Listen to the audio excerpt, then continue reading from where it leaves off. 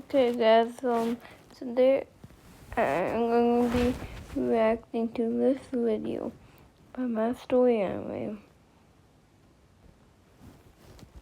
You're in for me. I have this noise in my head. It was soft.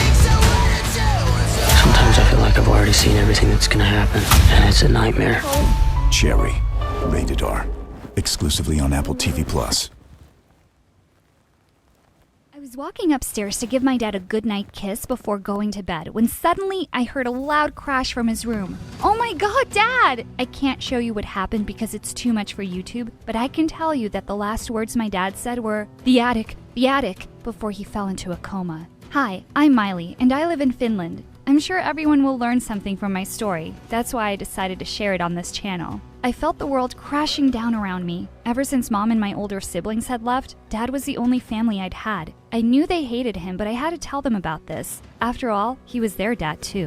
I called Katie, and she seemed too busy screaming at her loser boyfriend to even pay attention, and just hung up. I tried Bree next, and she said she was really busy at work and I had to deal with this myself. These girls were just heartless. I called my brother Ed next. He wasn't too happy to hear from me. What? Wow, no hello. Dad's in a coma and Yeah, I know why you're calling. I don't care about him. And don't even think about asking me for money. With that, he hung up. I just stared at the phone. What had just happened? I was on my own. No wonder Dad disowned them. Just then, the doctor came in and told me how expensive it would be to keep Dad at the hospital, and I needed to come up with the money very soon. Later that evening, as I was going through his stuff, I suddenly remembered Dad's last words, and I rushed up to the Okay, so why can't she just get a job?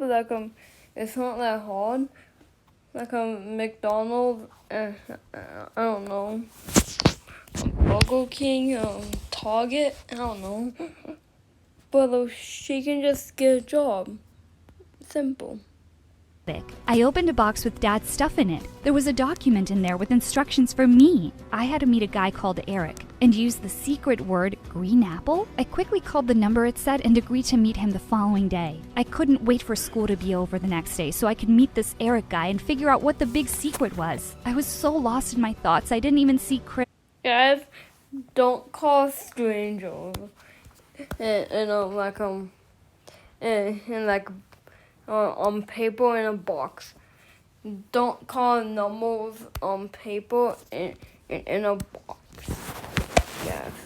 When he sat next to me. Thinking about me, are you? You wish. I'm so sorry about your dad. If you need anything at all, you let me know. I'd do anything for a beautiful girl like you. I smiled and nodded. Chris and I had grown up together, but lately I was getting butterflies every time I saw him. Oh, snap out of it, Miley. As soon as the bell rang, I was out the door. Eric had told me to wait for him on the park bench beneath a big tree. I felt like a secret agent as I waited for him. After a while, some guy came over and sat next to me. I jumped when he spoke to me. What's your favorite fruit? Was this guy crazy? Oh, wait. Green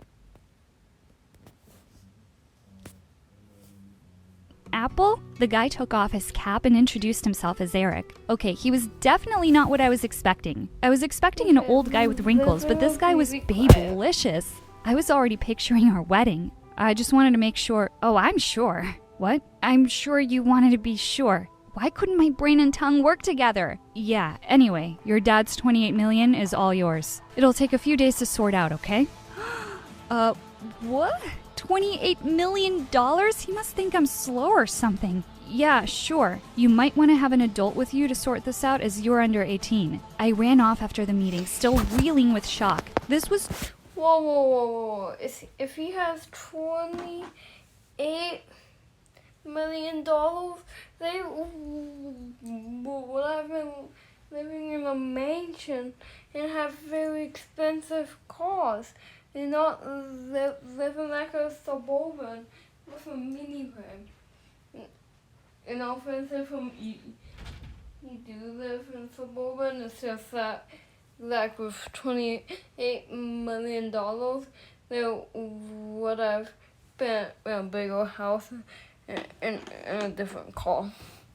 Too much to handle. I couldn't think of anyone else, so I texted Ed. Of course, he didn't reply. In the evening, the doorbell rang. When I opened the door, I was shocked to see Ed with his wife and kids. And so many suitcases? What are you doing here? Come Come on, little sis. Did you really think I'd leave you alone to deal with this? Now be a doll and set up a room for us. Ed's wife and kids just went on in and made themselves right at home. A little while later, the doorbell rang again. I ran downstairs, and to my surprise, Bree, my older sister, walked in, dumping her bags in the doorway. You can take these up, right? Thanks. Bree worked for a fashion magazine and could easily be on the cover of one, but she was so rude and stuck up, we'd never gotten along. She hugged Ed and gave air kisses to his wife and kids. Oh, aren't you guys cute? No, hey, don't touch my bag. That cost more than your parents' car. She said she was really tired and had to get her 10 Hashtag she just roasted their whole family.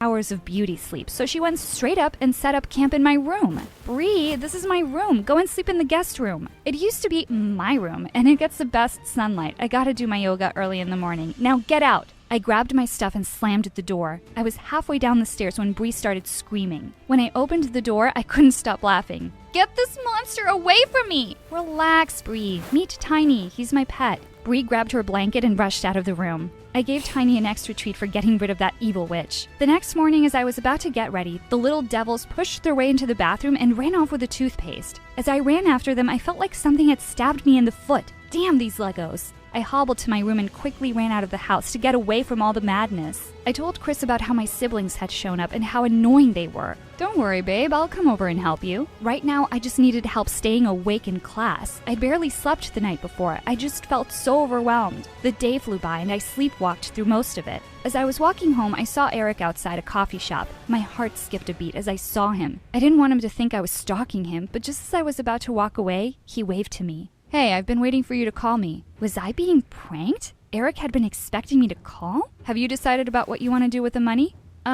Yeah, we're still figuring it out. He asked me to join him for coffee. I had no idea what he was talking about. I was lost in his beautiful eyes. Okay, you shouldn't do that to, strangers and yeah.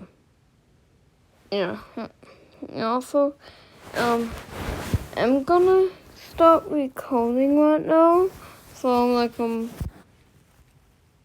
hope you enjoyed and see you guys tomorrow. So, hope you enjoyed. Bye.